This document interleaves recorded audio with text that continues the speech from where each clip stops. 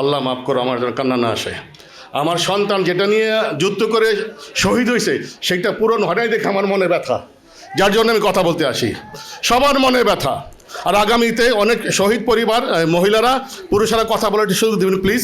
ওনাদের মনে অনেক কষ্ট আমি জানি, ওনারা কথা বলতে চায়, দুঃখের কথা বলতে চায়, বলতে পারে না, ওনাদের সুযোগ দেবেন। আর একজন মাননীয়, খুব মাননীয় ব্যক্তি আর কি, দেশের প্রধান, উনি বলেছিল যার জবান ঠিক নাই তার কোনো ধর্ম নাই। বলেছিল, লজ্জা লাগে আমার খুব লজ্জা হয়। এই পজিশনে থাকে এই কথা বললে এটাকে মানায় না। আপনি ভুলে যেন না 17 বছর দেশের বাইরে ছিলেন। আপনি যে এয়ারপোর্টে নামছিলেন না, ওই এয়ারপোর্টে রক্তে রাঙ্গানো ছিল। শহীদ পরিবার রক্ত দিয়ে আপনি হেঁটে হেঁটে চেয়ারে আসছেন। আপনি বলছেন জুলাই সনদ গণভোট বাস্তবায়ন করবেন, আপনি কথা রাখতেছেন না। আপনি আবার বলেন যার জবান ঠিক নাই তার কোনো ধর্ম নাই। আমরা কি মনে করব?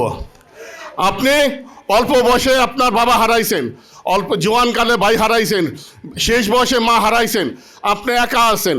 আমাদের মাথার মণি হয়ে থাকেন, চোখের মণি হয়ে থাকেন, মাথার তাজ হয়ে থাকেন। আমাদের দুশ্মন হয়েন না। যদি গণভোট জুলাই সনদ বাস্তবায়ন না হয় খুব শীঘ্রই আমরা যে রাস্তায় নামবো তো নামবই। আমাদের যাদের সন্তান হারাইছে, যাদের চোখ মুখ হারাইছে, তাদের একটাই দাবি, জুলাই সনদ গণভোট বাস্তবায়ন করতে হবে। নতুন বাংলাদেশ আমরা চাই তো চাই, বিকল্প কিচ্ছু নাই। আপনাদেরকে বলি খুব শীঘ্রই একটা সিদ্ধান্ত করেন কবে কি করবেন। আমরা বারে বারে এবার আসতে রাজি না, আমাদের আর ভালো লাগে না এখানে দৌড়। আপনি সরকারকে বলেন যে কি করবা, কবে করবা, একটা ডেট দাও। তুমি সময় চাও, সময় নাও, ডেট দাও, ওই ডেটের মধ্যে করবা। না হলে আপনি ডাক দিবেন, আপনারা সবাই চলে আসবো। আর সব সময় আমাদের প্রোগ্রাম হওয়ার সময় এই পর্দার মধ্যে ওই আহত নিহত ছবি থাকবে, যেন আমাদের বুকের আগুন আরও জ্বলে ওঠে, আমরা আরও কিছু বলতে পারি। আমরা সেই ছবি ভাসতে হবে আমাদের চোখের সামনে, আমাদের সন্তানরা কীভাবে জীবন দিছে। এখনো যখন দেখি জুলাই সেই আগস্টের সিনগুলি, আমার মাথা খারাপ হয়ে যায়, পাগল হয়ে যায় যে আমি কেন গেলাম না, আমি কেন মরলাম না। অতএব আপনাদেরকে বলতেছি, জলদি করে একটা সিদ্ধান্ত নেয়, সরকারের সাথে বসেন, কবে কি করবেন করেন। আমরা আর পারতেছি না। জুলাই সনদ গণভোট বাস্তবায়ন করতে হবে, বিচার করতে হবে, শেষ কথা। আল্লাহ হাফেজ, সালাম আলাইকুম। যেখানে মাননীয় প্রধানমন্ত্রী নির্বাচনের সময় বলেছেন গণভোটের পক্ষে ভোট দিতে হবে, সংসদে দাঁড়িয়ে প্রথমেই গণভোটের সাথে বেইমানি করে বিএনপি প্রমাণ করে দিয়েছে তারা সত্যিকার বাংলাদেশের জুলাই বিপ্লবের পক্ষ ধারণ করতে ব্যর্থ হয়েছে, ঠিক কিনা বলেন?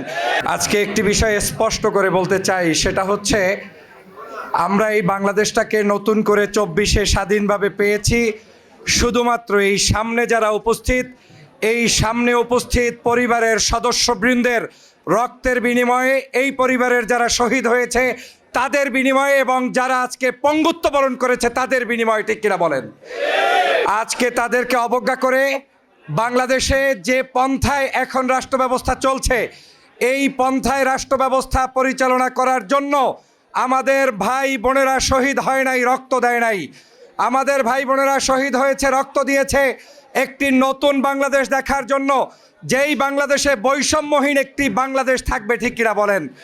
অতএব প্রিয় ভাই ও বোনেরা, আমাদের হতাশ হওয়ার কিছু নেই, এজন্য যে আমাদের এই জুলাই যোদ্ধাদেরকে পাহারা দেওয়ার জন্য, জুলাই যোদ্ধাদের নিয়ে সংসদের ভিতরে এবং রাজপথে আন্দোলন করার জন্য এখনো নেতৃত্ব দেওয়ার মতো নেতা আমাদের সামনে আছে, ডাক্তার শফিকুর রহমান এবং বাংলাদেশ জামাত ইসলামী থাকতে কোন জুলাই যোদ্ধা পরিবারের কোন অবস্থায় তাদের অভাব অনটন কিংবা তাদের আশা আকাঙ্ক্ষা পূরণ হবে না, এটা আমি বিশ্বাস করি না। ইনশাআল্লাহ আমার বিশ্বাস, বাংলাদেশ জামাত ইসলামী যেমন কোনো ক্রেডিট ছাড়াই এই জুলাই যুদ্ধে অংশগ্রহণ করে নেতৃত্ব দিয়ে বাংলাদেশকে নতুন স্বপ্ন দেখিয়েছে, আমার বিশ্বাস আগামীতেও এই বাংলাদেশকে আবার তারাই নেতৃত্ব দিতে সক্ষম হবে ইনশাআল্লাহ।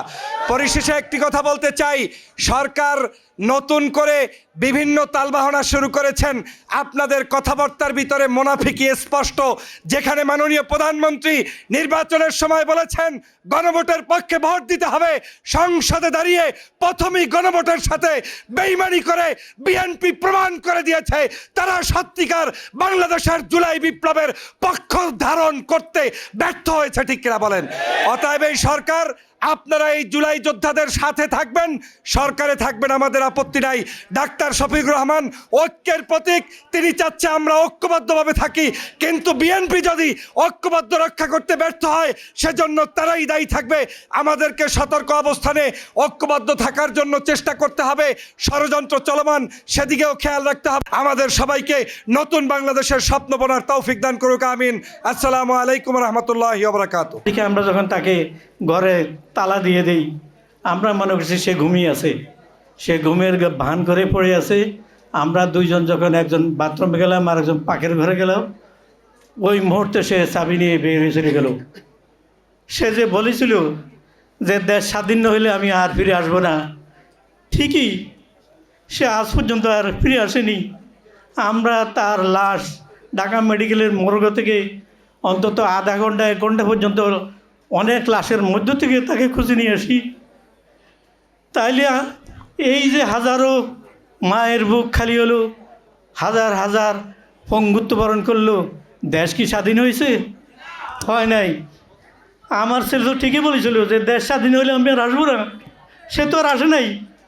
সে তো বুঝতে পারতেছিল এই দেশে যত সংগ্রাম হয়েছে, যত স্বাধীনতা আন্দোলন হয়েছে, এই শহীদদের এই পরিবারগুলি কি পেয়েছে?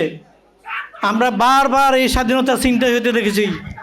1971 সালে আমরা দেখেছি এই স্বাধীনতার ফল এক শ্রেণীর সেই দালালরা ভোগ করেছে। ঠিক একইভাবে 24-এর এই আন্দোলনের ফসল আমাদের শহীদেরা, আহতরা, কিংবা যাদের ডাকে আমাদের সন্তানেরা এই মাঠে নেমে এসেছে, তাদের কেউ এই স্বাধীনতার ফল ভোগ করতে পারে নাই, আজও পারতেছে না। আজকে সেই আন্দোলনকারীদের, সেই শহীদের, আহতদের মুখপাত্র যারা, তাদেরকে রাস্তায় রাস্তায় অপমানিত, লাঞ্ছিত করা হচ্ছে। তাদেরকে ক্ষমতার মসনদে যাওয়ার সুযোগ দিচ্ছে না। তাদের বিরুদ্ধে নানা প্রপাগান্ডা করে, নানান কিছু বলে তাদেরকে বিতর্কিত করা হচ্ছে। আমরা স্পষ্ট ভাষায় বলে দিতে চাই, আপনারা ঐক্যবদ্ধ থাকেন। ইনশাল্লাহ বাংলাদেশ জামাত ইসলামী এই শহীদ এবং আহত পরিবারের সাথে যেভাবে প্রথম থেকে এবং 5ই আগস্ট 7ই আগস্টের থেকেই তারা প্রতিটি ঘরে ঘরে গিয়ে তাদের পাশে দাঁড়িয়েছে, তাদের বিভিন্নভাবে তাদের সাহায্য সহযোগিতা করেছে, এবং এই 36 দিন ব্যাপী, 26 সালের 36 ব্যাপী প্রতিদিন তারা আমাদেরকে নিয়ে বিভিন্নভাবে প্রোগ্রাম করতেছে। কিন্তু আপনারা দেখেন এই সরকার এই রক্তের উপরে দাঁড়িয়ে আমাদের ব্যাপারে তাদের কোনো প্রোগ্রাম নাই, তাদের কোনো আলোচ্য সুশি নাই। তারা তাদের সেই 23 দফা, আচ্ছা ভাই 23 দফা, এটা তো 1923 সালের দফা, আন্দোলন হলো 24 সালে। তাহলে 23 দফায় আমাদের এই আন্দোলনের এই 24-এর গণ অভ্যুত্থানের কিছু আছে? নাই। কিন্তু তারা বলেছিল যে স্বাধীনতা মানে নির্বাচনের পরে তারা একটা জাতীয় সরকার গঠন করবে, কিন্তু তারা কি জাতীয় সরকার গঠন করেছে? করে নাই। এই যে মিথ্যা আশ্বাস, এবং তারা এখন এরকমও বলতেছে যে আমরা তো নির্বাচন করছি শুধুমাত্র মানে জুলাই সনদ এবং এই যে গণভোট কথা বলছে শুধুমাত্র নির্বাচনের জন্য, তাহলে তারা আমাদের জন্য কি করবে? সুতরাং আমরা সতর্ক থাকেন, আপনারা ঐক্যবদ্ধ থাকেন। ইনশাল্লাহ প্রয়োজনে এই নেতৃবৃন্দ যদি আবার ডাক দেয়, আমরা ইনশাল্লাহ মাঠে নেমে আসবো। আসসালামু আলাইকুম রহমতুল্লাহ।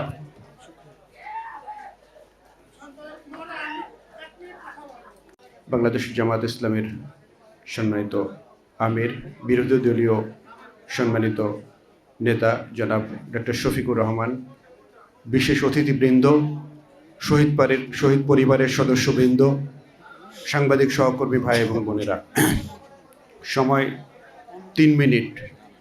আজকে আমি বিশেষভাবে স্মরণ করছি যে শহীদদের রক্তের বিনিময়ে সফল জুলাই বিপ্লবের মধ্য দিয়ে একটি ফ্যাসিবাদী সরকারের পতন হয়েছে সেই সব শহীদদেরকে একই সাথে স্মরণ করছি যারা প্রায় 30,000-এর মতো ছাত্র জনতা যারা আহত এবং পঙ্গুত্ব বরণ করেছেন তাদেরকে। একই সাথে আমি আজকের এই সমাবেশে স্মরণ করছি এই জুলাই বিপ্লবের সময় 6 জন সাংবাদিক শহীদ হয়েছেন, প্রায় 500 শতাধিক সাংবাদিক আহত হয়েছেন। এর ভিতরে আমাদের ফটো সাংবাদিকের নেতৃবৃন্দরা রয়েছেন, তারাও একটি নোট দিয়েছেন যে তাদের শতাধিক ফটো সাংবাদিক আহত হয়েছেন। তো আমি আজকে বিশেষভাবে স্মরণ করছি এখানে যারা এই যে মেইন স্ট্রিম জার্নালিস্টদের বাইরে যারা এখানে মাল্টিমিডিয়া জার্নালিজম করেন, মোবাইল জার্নালিজম করেন, অনলাইন জার্নালিজম করেন, তাদেরকে, যাদের বদৌলতে, যাদের কারণে এই বিপ্লবের আসল চিত্রটি আমরা দেখতে পেয়েছি। কারণ হচ্ছে সেদিন মূলধারার গণমাধ্যম আমাদের চিত্রটি সামনে আনেনি। আজকে আমরা যেই শহীদ আবু সাঈদের কথা বলি, যার শহীদ শাহাদাতের পরে সারা দেশে বিস্ফোরণ ঘটেছিল সাধারণ মানুষের মধ্যে, সেই খবরটিও এই মোবাইল জার্নালিস্টরাই সামনে এনেছিলেন, মাল্টিমিডিয়া জার্নালিস্টরা এনেছিলেন। এজন্য তাদেরকে আমি বিশেষভাবে তাদের প্রতি কৃতজ্ঞতা জানাচ্ছি। আজকে যারা এখানে জুলাই যোদ্ধারা রয়েছেন, আমাদের এই সারিতে যারা রয়েছেন, তাদের ভিতরে তারাও জুলাই যোদ্ধা, কিন্তু তাদেরকে আপনারা যেভাবে যুদ্ধ করেছেন তাদের যুদ্ধটার প্রকৃতি একটু ভিন্ন ছিল। আমি একটু বিশেষভাবে কৃতজ্ঞতা জানাই। এখানে একজন বর্ষিয়ান শিক্ষাবিদ আছেন যাকে আমরা দেখতে পাচ্ছেন, ডক্টর দিলারা চৌধুরী, তাকে আপনারা অনেকে চেনেন। আমরা যখন এই জুলাই বিপ্লবের সময় মাঠে সাংবাদিকদের ব্যানার থেকে আমরা মাঠে নেমেছিলাম যে আমাদের কী করণীয় আছে, আমরা রাজনীতিকদের সাথে পরামর্শ করেছিলাম। নুরুল ইসলাম বুলবুল সাহেব এমপি, ওনার কাছেও আমরা গিয়েছিলাম। উনি আমাদের কিছু পরামর্শ দিয়েছিলেন যে পেশাজীবীদেরকে নিয়ে আপনারা আপনাদের মতো করে আন্দোলনে নামুন এবং যেই লজিস্টিক দরকার আমরা দেব।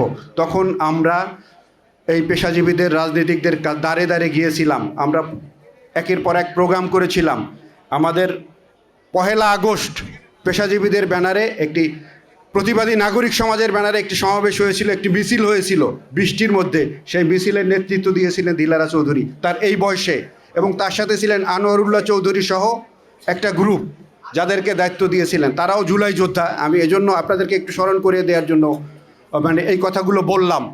সম্মানিত উপস্থিতি, আজকে আমরা জুলাই যুদ্ধের মধ্য দিয়ে একটি ফ্যাসিবাদী সরকারের পতন ঘটিয়েছি। আমাদের যুদ্ধ শেষ হয়নি, আমাদের প্রকৃত বিজয় এখনও আসেনি।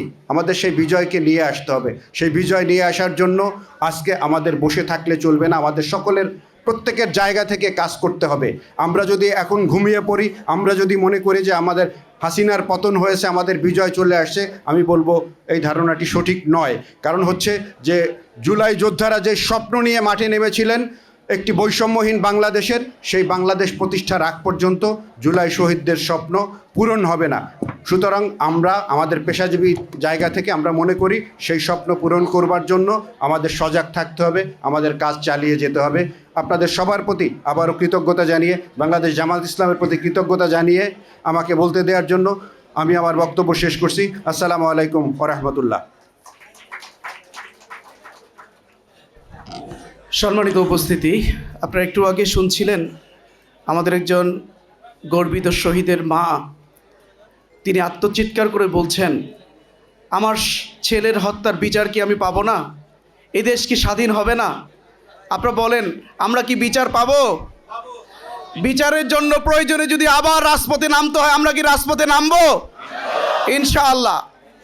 সম্মানিত ভাই এবং বন্ধুগণ, এই পর্যায়ে আমি কথা বলবার জন্য বিনীতভাবে অনুরোধ করছি জুলাই গণ অভ্যুত্থানের অন্যতম শহীদ, ঢাকা রেসিডেন্সিয়াল স্কুল অ্যান্ড কলেজের 11 শ্রেণীর মেধাবী ছাত্র শহীদ ফারহান ফায়েজের গর্বিত পিতা জনাব শহীদুল ইসলাম দীপন। আমি জনাব শহীদুল ইসলাম দীপন ভাইকে কথা বলবার জন্য অনুরোধ করছি। আউযুবিল্লাহি মিনাশ শাইতানির রাজিম, বিসমিল্লাহির রহমানির রহিম। জুলাই 24 শহীদ পরিবার এবং জুলাই যোদ্ধাদের নিয়ে মতবিনিময় সভার সম্মানিত সভাপতি, সম্মানিত প্রধান অতিথি, বাংলাদেশ জাতীয় সংসদের সম্মানিত বিরোধী দলীয় নেতা ডক্টর শফিকুর রহমান এমপি, উপস্থিত আছেন বাংলাদেশ জামায়াতে ইসলামীর সেক্রেটারি জেনারেল অধ্যাপক মিয়া গোলাম পরোয়ার সাবেক এমপি, উপস্থিত আছেন বাংলাদেশ জামাত ইসলামীর কেন্দ্রীয় নেতৃবৃন্দ, সুশীল সমাজ, জুলাই শহীদ পরিবারের সম্মানিত সদস্যবৃন্দ, জুলাই যোদ্ধা এবং সাংবাদিক বন্ধুগণ, আসসালামু আলাইকুম। আপনারা সবাই প্রায় অবগত আছেন, আমার একমাত্র ছেলে ফারহান ফায়াজ, সে ঢাকা রেসিডেন্সিয়াল মডেল কলেজের একাদশ বিজ্ঞান বিভাগের মেধাবী ছাত্র ছিল। 2024-এর 18 জুলাই ধানমন্ডি 27 নম্বরে সে আন্দোলনে তার বন্ধুদেরকে নিয়ে সামিল হয়। তার আগে সে কিন্তু 1 জুলাই থেকে, আপনারা প্রায় সবাই জানেন, 1 জুলাই থেকে যেখানে সারা দেশব্যাপী বিভিন্ন শিক্ষা প্রতিষ্ঠানে মুহুর্মুহু ধ্বনি উচ্চারিত হচ্ছিল যে কোটা প্রথা নিপাত যাক, মেধাবীরা মুক্তি পাক, তো সেই স্লোগানগুলো কিন্তু বাচ্চাদের মনে, ফারহান ফায়াজ ছিল 17 বছরের শিশু, ওদের মনে দাগ কেটেছিল। তো ফারহান ফায়াজ অত্যন্ত মেধাবী ছিল, তার কিন্তু গভর্নমেন্ট জব করার ইচ্ছা ছিল না, সুতরাং কোটা সংস্কারে তার কিছু যেতে আসতো না। বেঁচে থাকলে আলহামদুলিল্লাহ সে এখন হয়তো ইউকেতে পড়াশোনা করতো, এটাই তার ইচ্ছে ছিল। কিন্তু সে কেন আন্দোলনে গিয়েছিল? যখন দেখলো যে তার সিনিয়র ভাইদের বিভিন্ন শিক্ষা প্রতিষ্ঠানে দমন পীড়ন করতেছে আওয়ামী সন্ত্রাসী বাহিনী, আওয়ামী পেটুয়া বাহিনী, এই জিনিসগুলো তারা মেনে নিতে পারে নাই। এবং যার পরিপ্রেক্ষিতে 15 তারিখ ঢাকা বিশ্ববিদ্যালয়ে যখন রাত্রিবেলায় ছাত্রছাত্রীদেরকে আওয়ামী পেটুয়া বাহিনী নির্বিচারে অত্যাচার করে বের করে দিচ্ছিল, তখনও কিন্তু ফারহান ফায়াজ ঘরে বসে থাকে নাই। সে নিজে ড্রাইভ করে গাড়ি নিয়ে চলে গিয়েছিল তার ভাইদেরকে সেভ করার জন্য। কারণ ঢাকা রেসিডেন্সিয়ালের অনেক স্টুডেন্ট, তাদের সিনিয়র ভাইরা ভার্সিটির ওদের বড় ভাই, ওদের ডাকে বা ওদের সাথে ওদের একটা কানেকশন ছিল, সেই সুবাদে সে চলে গিয়েছিল। তারপরে আবু সাইদ রংপুরে যখন প্রথম শহীদ হয়, সেই দিনও সে গণভবনের সামনে তার বন্ধুদেরকে নিয়ে আন্দোলনে সে সামিল হয়েছিল। এবং সেই দিন সে ফেসবুকে একটা পোস্ট দিয়েছিল 16 তারিখে। ফেসবুকে সেই পোস্টে লিখেছিল যে সাদা পোশাকের দল, ওরা দুর্দম, ওরা দুর্দার, ওরা মানে না কোনো অন্যায় অবিচার। ওদের কলেজের ড্রেসটা ছিল সাদা, ওরা ওইভাবে জিনিসটাকে প্রেজেন্ট করেছিল। তখন 16 তারিখে ওকে টার্গেট করে ফেলেছিল ফেসিস্টরা, যার পরিপ্রেক্ষিতে 17 তারিখ আমরা সবাই জানি যে আশুরার বন্ধ ছিল, ওই দিন ঢাকা শহরে কোনো প্রটেস্ট হয়নি। আর 18 তারিখ যেদিন কমপ্লিট শাটডাউন চলতে ছিল, সেই দিন সে তার আশেপাশের college, Saint Joseph residential model college, সেই কলেজের তার বন্ধুদেরকে নিয়ে এসে, সে যেহেতু বিভিন্ন ক্লাবের সাথে জড়িত ছিল, তার কানেক্টিভিটি বেশি ছিল, সবাইকে নিয়ে সে আন্দোলনে সামিল হয় 18 তারিখে। এবং সেই দিনই তাকে একদম টার্গেট করে বুকের মধ্যেখানে গুলি করে হত্যা করা হয়।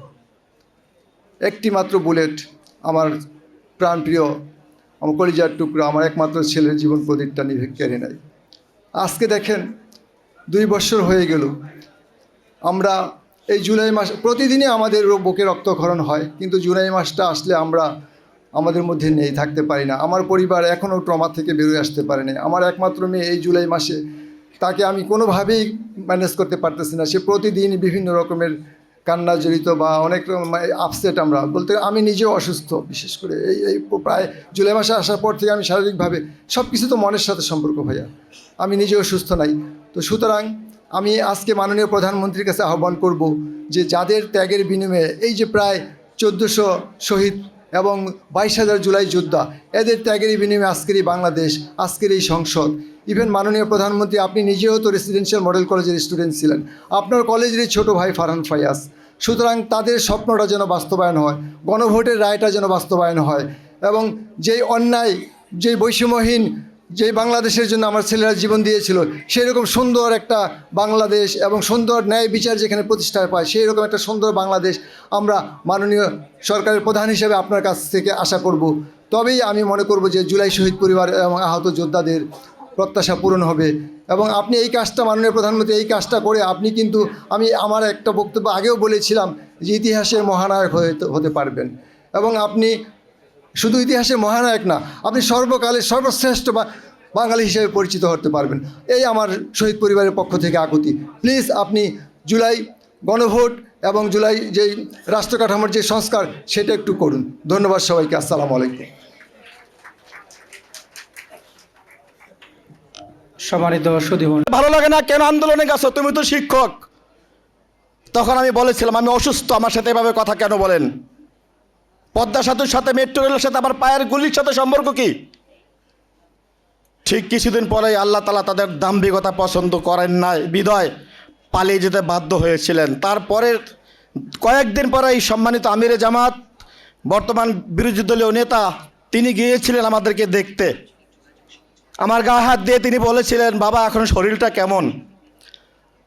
আমি বলেছিলাম, শরীরে প্রচণ্ড ব্যথা, কিন্তু মনে কোনো ব্যথা নাই, কারণ আমরা বিজয় হয়েছি। ইসলামী পক্ষের শক্তি বিজয় হয়েছে, দেশপ্রেমিক জনতা বিজয় হয়েছে। আজকে তাকে সাক্ষী রেখে বলতে চাই, সেদিন বলেছিলাম মনে কোনো ব্যথা নাই, শরীরে ব্যথা। আজকে পুরো জাতিকে সাক্ষী রেখে বলতে চাই, আমাদের শরীরে ব্যথা অনেকটাই শুকিয়ে গিয়েছে, কমে গিয়েছে, কিন্তু মনে প্রচণ্ড ব্যথা আমাদের। শহীদ পরিবারের মনে প্রচণ্ড আঘাত, আহত জুলাই যোদ্ধাদের মনে প্রচণ্ড ব্যথা। ব্যথারও তখন বেশি বাড়িয়ে দেয় যখন সরকারের গুরুত্বপূর্ণ জায়গা থেকে বলা হয় নির্বাচন আদায় করার জন্য জুলাই সনদের পক্ষে কথা বলেছি। ব্যথারও বাড়িয়ে দেয় রাজনীতির বিধবা রাস্তার টোকাইরা যখন টকশোর নামে ইনিয়ে বিনে ৭১ আর ২৪কে মিশ্রিত করে, ২৪কে বড় ছোট করে কটাক্ষ করে কথা বলা হয়, তখন আমাদের ব্যথা আরও বেড়ে যায়। ব্যথা আরও বেড়ে যায় যখন আদালতের চত্বরে জানোয়ার নামের মানুষরূপী জানোয়ার কুলাঙ্গার হাসানুল হক ইনুকে এই সরকারের পুলিশ যখন বলে, স্যার কোনো চিন্তা করবেন না, আমরা আপনার সাথে আছি। সুতরাং এরকম পরিস্থিতিতে এত সুন্দর একটা আয়োজন করার জন্য, আমাদেরকে কথা বলার সুযোগ করে দেওয়ার জন্য বাংলাদেশ জামাত ইসলামীকে, ঢাকা মহানগরী দক্ষিণ উত্তরকে আমার পক্ষ থেকে, সকল জুলাই যোদ্ধা শহীদ পরিবারের পক্ষ থেকে এবং বাংলাদেশ জুলাই যোদ্ধা সংসদ, যেই সংগঠনটি সরকার নিবন্ধিত, এই সংগঠনের পক্ষ থেকে বাংলাদেশ জামাত ইসলামীকে জানাচ্ছি প্রাণ ঢালা অভিনন্দন। আমি আর দুটি কথা বলবো, একটি হচ্ছে বিচার, আর একটি জুলাই সনদ। আমরা তখনই মনে শান্তি পাব যখন আমরা বিচার পাব, আর বিচার পেতে হলে জুলাই সনদকে বাস্তবায়ন করতে হবে। আমি মাননীয় প্রধানমন্ত্রীকে উদ্দেশ্য করে বলতে চাই, আপনি যে চেয়ারে বসে আছেন, আপনার চেয়ারের নিচে যে লাল কার্পেট, এটা লাল নয়, রক্তের কালার। আপনি যে অনুষ্ঠানে গেলে লাল কার্পেট দিয়ে হাঁটেন, ওটা কার্পেট না, ওটা রক্ত। যদি কোনো কর্মে রক্ত সরে যায়, আপনি পিছলে পড়ে যাবেন। আপনি আবার লন্ডন যাবেন, হয়তো ভারত যাবেন, কিন্তু বাংলাদেশে থাকতে পারবেন না। আমরা জুলাই যোদ্ধারা চাই আপনি বাংলাদেশে থাকেন, আপনি নেতৃত্ব দেন, তাহলে আমরা আপনাকে সাপোর্ট দেব, যেরকম আজকে আমরা ভালোবাসা প্রকাশ করছি বাংলাদেশ জামাত ইসলামীকে। দ্বিতীয় কথা বলতে চাই, যারা বিদেশে পালিয়েছে তাদেরকে ফাঁসির রায় দেওয়া হয়, আর যারা বাংলাদেশে লুকায়িত, যারা জেলে আছে, তাদেরকে ১০ বছর সাজা দেওয়া হয়। এই টালবাহানা মেনে নেওয়া যায় না, আমরা মেনে নেব না। আমরা বাধ্য করবো তাদের ফাঁসি কার্যকর করতে, প্রয়োজন আবার রাজপথে নামবো। আমার সর্বশেষ কথা, মাঝে মাঝে শুনি তিনি নাকি আসবেন, ডিসেম্বরে আসবেন, নাকি জানুয়ারিতে আসবেন, সন্ধ্যার মধ্যে আছে। আমরা তো চাই আপনি কালকে আসেন, সম্ভব হলে আজকে আসেন। আমরা ফুলের মেলা নিয়ে বসে আছি আপনার জন্য। সেই ফুলের মেলা আনা হয়েছে ফিলিপাইন থেকে, মেনিলা নামক রশি, বাংলাদেশের ঐতিহাসিক সরোয়ার্দী উদ্যানে। আপনি যেই দিন আসবেন সেই দিনে সেই রশি দিয়ে বরণ করা হবে। তারপর আমরা সিদ্ধান্ত নেব আপনার লাশ কি বাংলাদেশে দাফন হবে, নাকি আবার ইন্ডিয়া পাঠিয়ে দেওয়া হবে। অতএব আর কথা বাড়াবো না, আমরা কথা শুনতে এসেছি, আমরা আপনাদের পাশে আছি, আপনারা আমাদের পাশে থাকবেন। কারণ গ্রামীণপুর একটা বিজ্ঞাপন ছিল, দূরত্ব যতই হোক কাছে থাকুন। আমরা আপনাদের পাশে আছি, বাংলাদেশ জুলাই যোদ্ধা সংসদ আপনাদের সাথে আছে, আপনারা আমাদের সাথে থাকবেন, এই আশাবাদ ব্যক্ত করে বিদায় নিচ্ছি। তবে বিজয়ীরা কখনো বিদায় নেয় না, তারা বলে আবার দেখা হবে রাজপথে, কথা হবে স্লোগানে। ইনকিলাব জিন্দাবাদ। আসসালামু আলাইকুম।